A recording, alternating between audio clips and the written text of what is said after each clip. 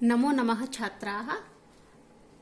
आज हम आपकी पाठ्यपुस्तक के तीसरे अध्याय डिजी भारतम इस पाठ का अभ्यास कार्य करेंगे। पाठ हम पहले पढ़ चुके हैं, तो इसके जो प्रश्नोत्तर हैं उन पर चर्चा हम आज करेंगे। इसका जो प्रथम प्रश्न है, अधोलिखितानां प्रश्नानां उत्तराणि एक पदेन लिखत, यानी ये जो प्रश्न है इनके उत्तर हमें सिर्फ एक पद में देने हैं। तो कुत्र डिजिटल इंडिया इत्यस्य चर्चा भवति। ये डिजिटल इंडिया जो है इसकी जो चर्चा है वो कहाँ होती है, ये इसका अर्थ है।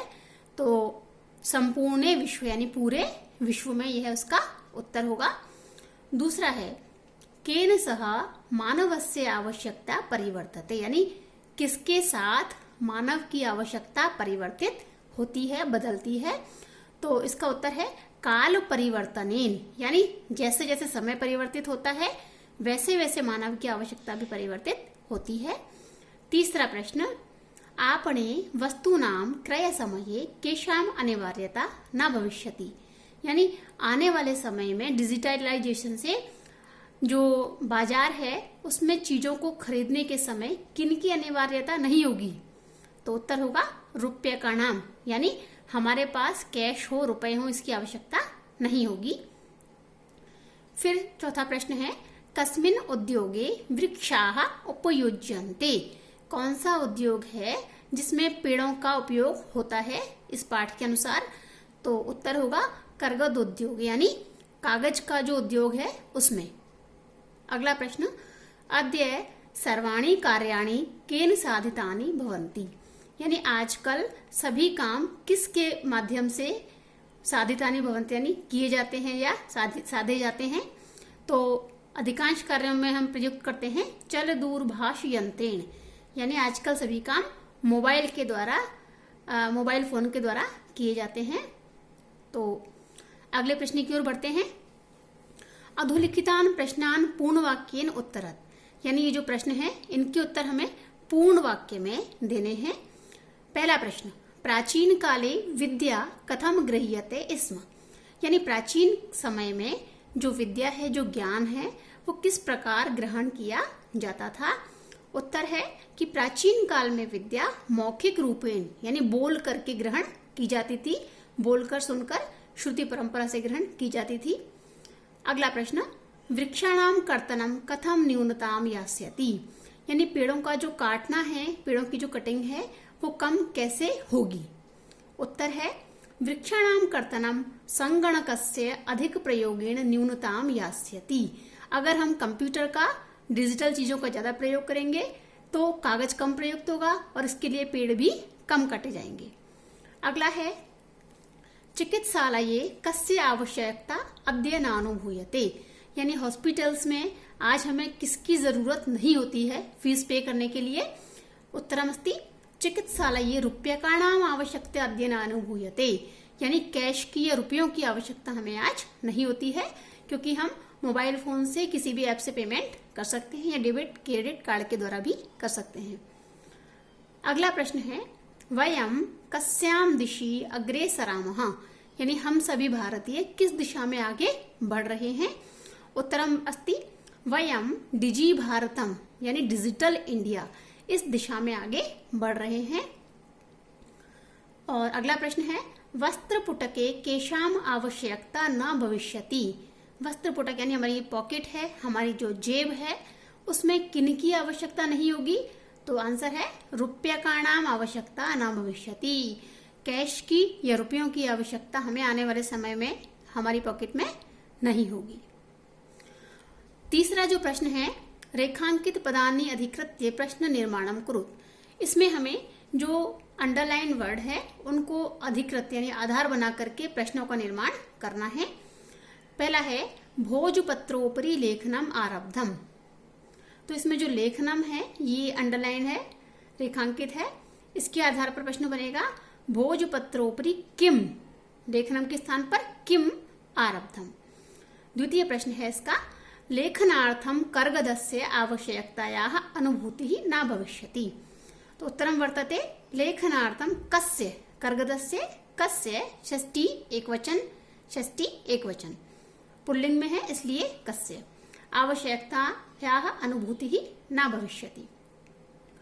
ग है विश्राम गृहेषु कक्षम सुनिश्चितम भवेत्।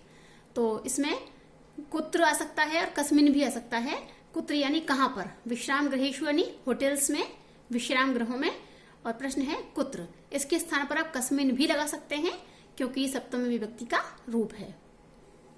अगला है सर्वाणि पत्राणि चल दूरभाष यंत्रे सुरक्षितानि भवन्ति। इसमें सर्वाणि पत्राणि कुत्र या कस्मिन, क्योंकि ये भी सप्तमी का रूप है तो सप्तमी विभक्ति वाले में यदि पुल्लिंग है तो कस्मिन या नपुंसक लिंग है तो भी कस्मिन, और कुत्र यानी कहाँ या किस में, ये इसका उत्तर होगा। अगला है वयम उपचारार्थम चिकित्सालयम गच्छामः। उपचारार्थम यानी उपचार के लिए हम चिकित्सालय जाते हैं।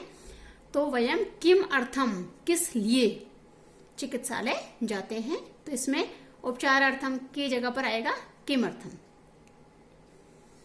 चतुर्थ प्रश्न है उदाहरण के अनुसार विशेषण विशेष्य को जोड़ना है। इस प्रश्न के बारे में मैं आपको कुछ बताना चाहूंगी।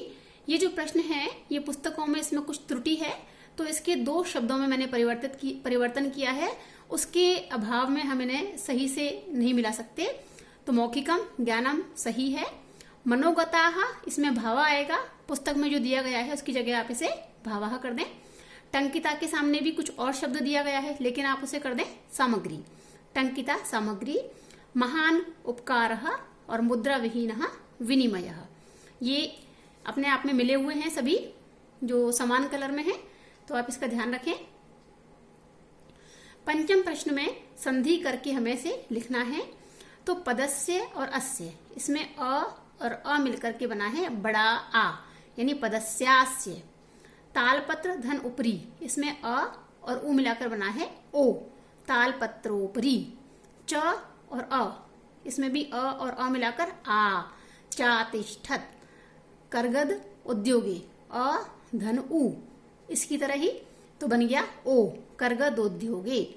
क्रय धन अर्थम, अ आ, क्रयार्थम। इति अनयो, इसमें जो इति का ई है उसका बन गया है य, यण संधि के अनुसार। इत्यनयोः।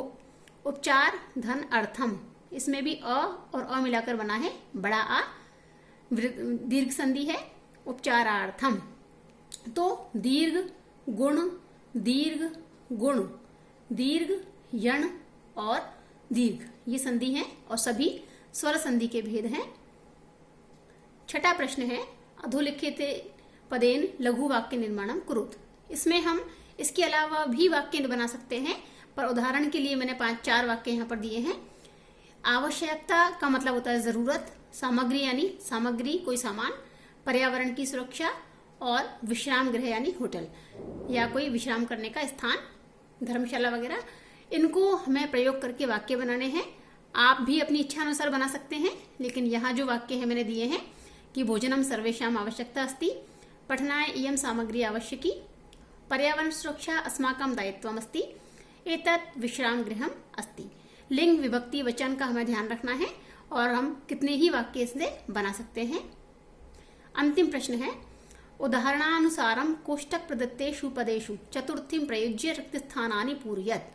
यानी ये जो कोष्टक में जी ब्रैकेट में जो शब्द दिए गए हैं इनमें हमें चतुर्थी विभक्ति लगानी है और वाक्यों को पूरा करना है।